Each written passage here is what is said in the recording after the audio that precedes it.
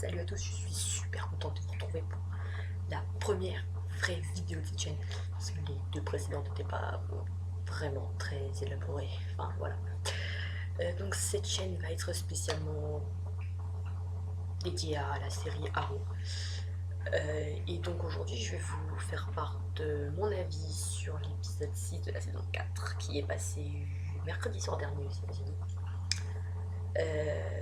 Je commence à cet épisode parce que ma chaîne a été créée samedi dernier et que je n'ai pas eu le temps pendant cette semaine de faire les épisodes, les critiques des épisodes précédents, tout simplement, et je pense que je n'aurai pas le temps. Donc du coup, il n'y aura pas une vidéo séparée pour chacun des épisodes, mais c'est possible que je fasse une vidéo globale, soit concernant les 5 épisodes, soit la moitié de la saison 4, soit la saison 4 complète. Je sais pas encore pour le moment, je pense que je me pencherai sur ça pendant les vacances de Noël. Parce que là, avec les cours, tout ça, je vais pas avoir le temps. C'est déjà un miracle que je puisse faire une vidéo au moins par semaine. Donc pour l'instant, je vais rester sur ça et pas perdre de vue le travail aussi.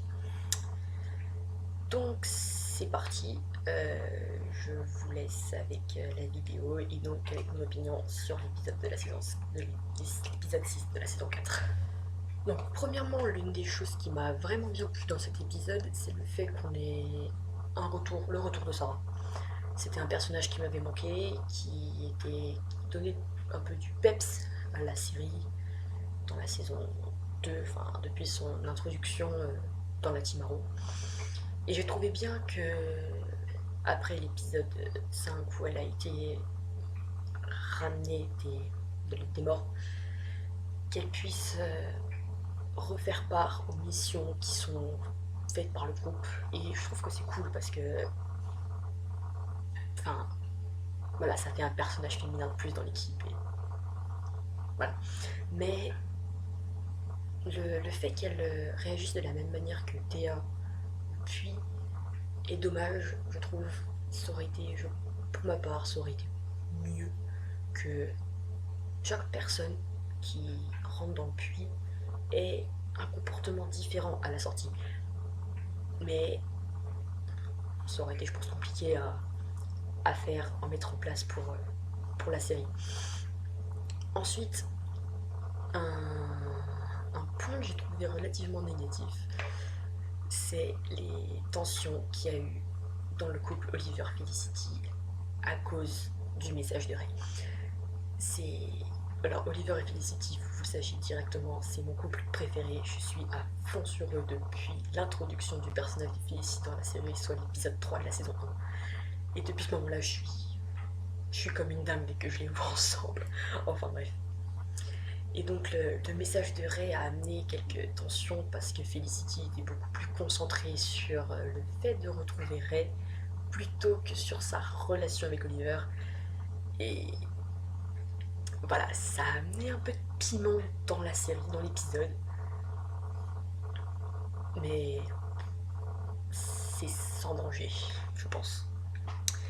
Et donc pour pallier à ça, Oliver à sa tension qu'il y avait entre Oliver et Felicity, Oliver a fait appel à la mère de Felicity, ce qui n'était pas forcément une très bonne idée du point de vue de Felicity, parce que il suffit de voir la tête qu'elle fait quand elle voit sa mère débarquer dans la Palmer Technology. Elle a pas l'air très emballée de la voir, et contrairement à elle, à sa mère qui est très heureuse d'être là et de voir sa petite fille et qui, voilà, c'est, mais ça a amené un peu d'amusement, disons, dans l'épisode, parce que quand on prend par exemple la scène du dîner, du soi-disant dîner entre Oliver, Felicity et la mère de Felicity, l'histoire que Felicity invente comme ça sur le fil à propos du fait qu'Oliver avait rendez-vous chez le médecin, c'est, enfin pour ma part, j'étais pas morte de rire, mais ça m'a fait sourire et j'ai trouvé ça. J'ai trouvé que c'était une excuse de merde, que c'était vraiment nul. Elle aurait pu trouver n'importe quelle autre excuse pour expliquer le retard d'Oliver. Et non, il faut qu'elle trouve l'excuse du médecin. Et Oliver par-dessus, il essaye de renchérir, de sortir quelque chose, mais ça donne rien. Il est pas convaincu par ce qu'il dit, ça se voit sur son visage. Mais la mère de Felicity a pas l'air de trop s'en rendre compte, donc ça plombe pas trop l'ambiance, disons. C'est ce qui plombe plus l'ambiance, c'est le après, quand Oliver et Felicity commencent à parler, que Felicity dit qu'il faut qu'elle réfléchisse à sa relation avec Oliver, tout ça. Enfin bref, ça c'est voilà, ça fait partie des tensions qu'on a dans l'épisode et qui font partie de cet épisode, même si j'aurais m'en serais passé.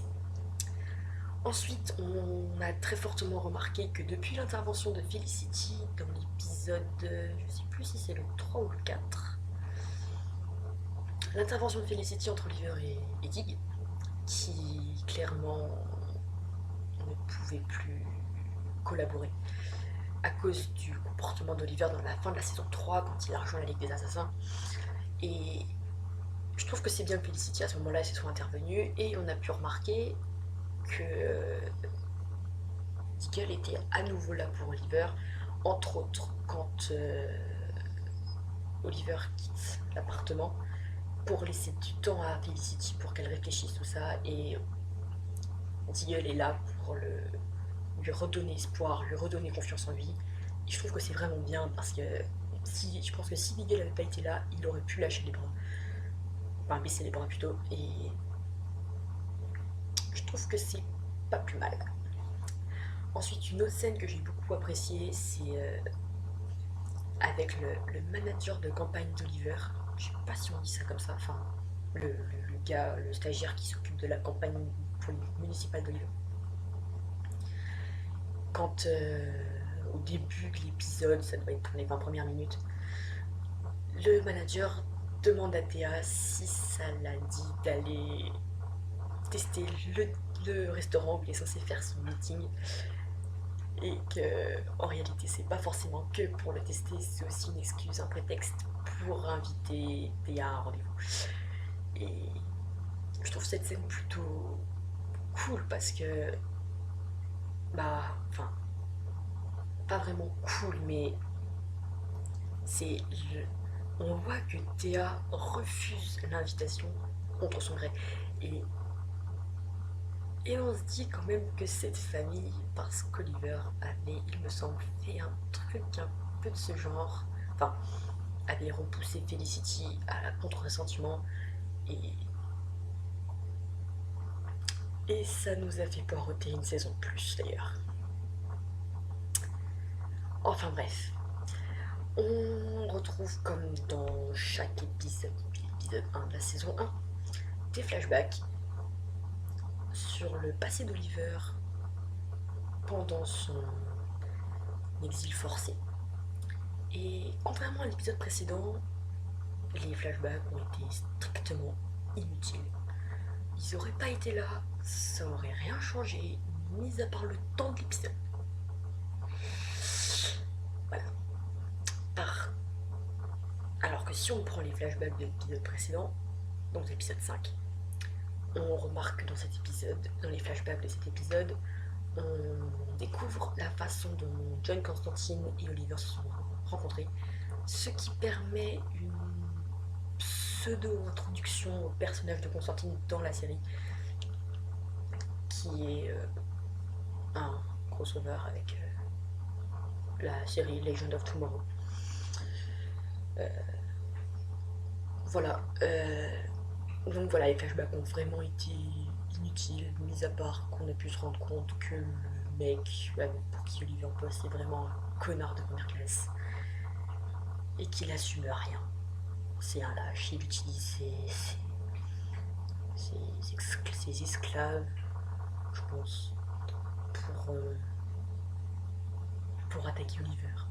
Le mec il a rien demandé, il attaque Oliver, il est censé le tuer, et finalement c'est lui qui crève, et le mec il se ramène, comme ça, tranquille. Et il pense que c'est le bordel, et limite il fout une balle dans la gueule d'Oliver. Enfin, il lui fout pas une balle, mais il a l'air très énervé. Voilà, ça sert à rien. Voilà. Ensuite, l'épisode permet aussi, c'est pas trop dans l'ordre ce que je dis, mais ça permet de montrer la détermination de Felicity, parce que dès qu'elle a écouté dans l'épisode 5 le message de Ray, elle s'est rendue compte qu'il y avait un peu bizarre au fond, et quand ils ont réussi à trouver le problème du message, ils se sont rendus compte en réalité que Ray n'était pas mort dans l'explosion de son bureau, mais qu'il avait été réduit en... il était de la même taille qu'une tête d'épingle. Il me semble que c'est les mots de Felicity.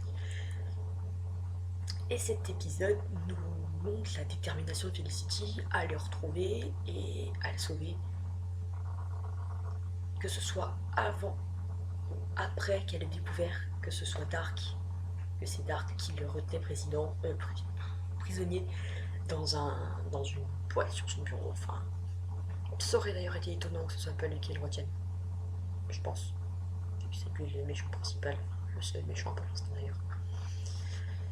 Voilà.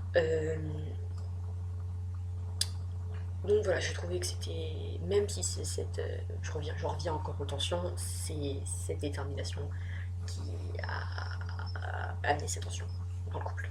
Mais ça a été très court. Ensuite, on voit très bien aussi que Dark est relativement naïf. On le voit une première fois quand Lance lui téléphone et qu'ils se retrouvent dans la rue, tout ce qui est plus normal, et Lance lui sort un baratin à propos de Sarah, qu'il aurait besoin de ses pouvoirs, je sais plus trop quoi, pour qu'elle redevienne à peu près elle-même, qu'elle ça redevienne son bébé, tout ça. Ce qui en réalité permet à Lance de communiquer la direction dans laquelle part Dark. Ce qui amène donc la Team Arrow dans le repère, enfin pas le repère mais un des repères de Dark, donc celui dans lequel Ray est prisonnier. Et donc, un peu comme à leur habitude, enfin, ils font une petite infiltration tranquille dans les locaux où Deagle prend le poste d'un des soldats. Il arrête Oliver, il l'emmène à Dark, il se barre et en fait on se rend compte que malgré le fait qu'Oliver soit retenu aux chaînes, il suffit juste que Dark tourne le dos 30 secondes pour qu'il défasse les chaînes et qu'il fasse un genre de salto arrière en lui donnant un méga coup de pied dans la gueule. Enfin, voilà, à la Oliver quoi. Puis ça continue comme ça, quand après il essaie de l'étrangler avec les chaînes, Dark essaie de l'étrangler avec les chaînes d'Oliver, il fait de l'étrangler. Et Oliver balance un genre de fumigène ou un truc dans le genre pour déstabiliser Dark. Et en fait on se rend plus ou moins compte que soit c'était du cinéma qui faisait par rapport aux chaînes qui s'arrêtent, soit Dark s'est laissé déconcentrer par le fumigène, du coup a lâché son emprise sur les chaînes et Oliver s'est barré. Donc voilà. Voilà. Et donc ensuite on a aussi, donc cette scène va emmener à une scène d'action. Enfin de l'action, entre guillemets quoi, c'est la petite action. Le combat dans le salon de Dark contre des soldats, et c'est donc le moment juste avant que... non, c'est au même moment que Curtis, Felicity et Felicity. Il y a peut-être Deagle aussi. Il me semble qu'il y a Deagle aussi. Qui arrivent aussi donc à ce moment-là, eux dans le bureau de Dark, et qui réussissent à redonner à Ray une apparence, tout ce qu'il y a de plus normal. Donc il reprend sa taille d'humain, ce qui est dans un monde d'humains.